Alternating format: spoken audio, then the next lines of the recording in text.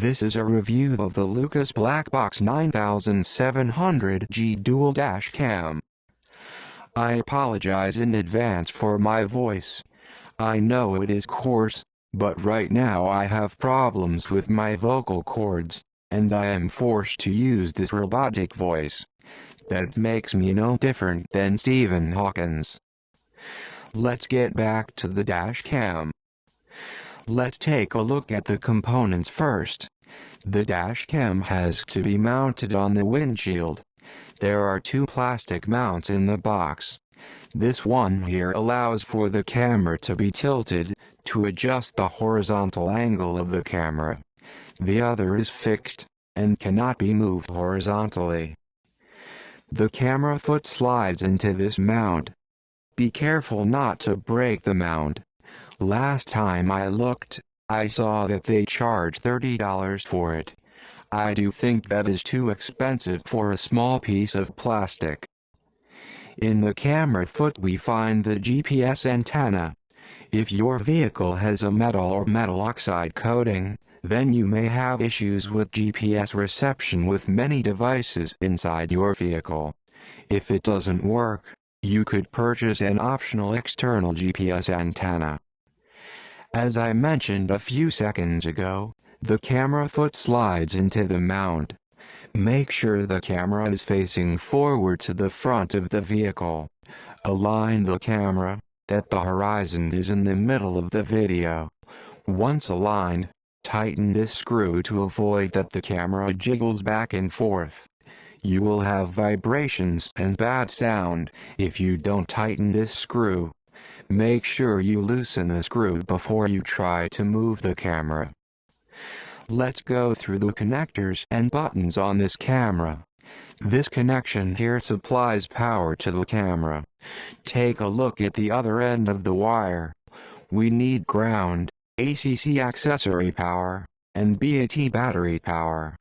You don't have to be afraid that the camera drains your car battery. The camera has a battery protection mode.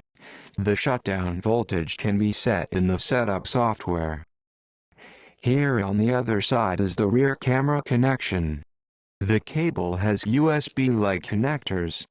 The connector that belongs in the front camera is clearly labeled front, and it is slightly angled to avoid contact with the windshield. The other end connects on the side of the rear camera. Take a look. The connector is right over here. By the way, there is a new and old model of this camera around.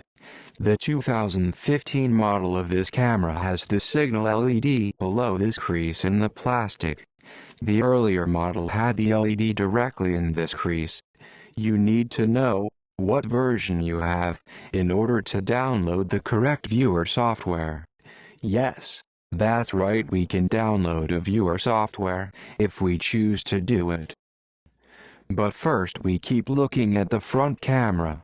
Here on the right side we have a slider, that has three states: off, ACC, and on. Off turns it off. ACC turns it on, when the car ACC line has power. But it doesn't record, when the car is parked. On turns it on until the battery voltage is too low. This only works when the ACC and the BAT cables are connected correctly to the vehicle. The last button is the event button. When pressed, the camera is storing a video event. An event is a recording from 10 seconds before and 20 seconds after you push the button. An event can also be triggered when the accelerometer is turned on, and then when you hit something. A bump, a tree, another car, or God forbid a person. Let's take a look at the rear view camera. It is, as mentioned earlier, connected with the long USB-like wire. The RC, rear camera, is taped to the rear window. Once fixed, it can be rotated to the right angle. The recording medium are two SD cards, one regular SD and one smaller micro SD card.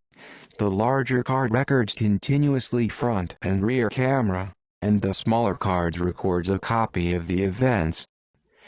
After we turn it on, we have access to the touchscreen LED display.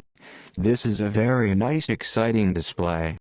When you touch it, you can switch between several different views, and when you hit the home button, then you can replay, change settings, or go back to the live view. Let me show you a few example videos of this camera.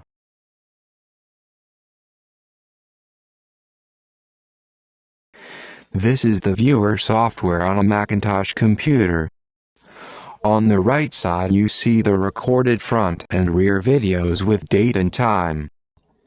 It says always, because it is an always recording versus an event recording or a motion recording. Let me double click on one of them.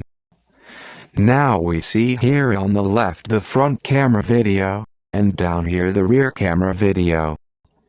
In the lower part here we see the acceleration sensors. If we want to switch cameras, then just click on this rotation button. Now let's have a look at some special video challenges, and see how this camera performs. Here is a tunnel. Very good. If we want to know where this is, then we look at the Information tab. It displays a Google map with the current vehicle location. You can switch to satellite image, if you like. How sweet is that? You notice the date, GPS time, driving speed, distance driven since the vehicle started, a field for user text, like license plate or vehicle name. Overall a very good camera.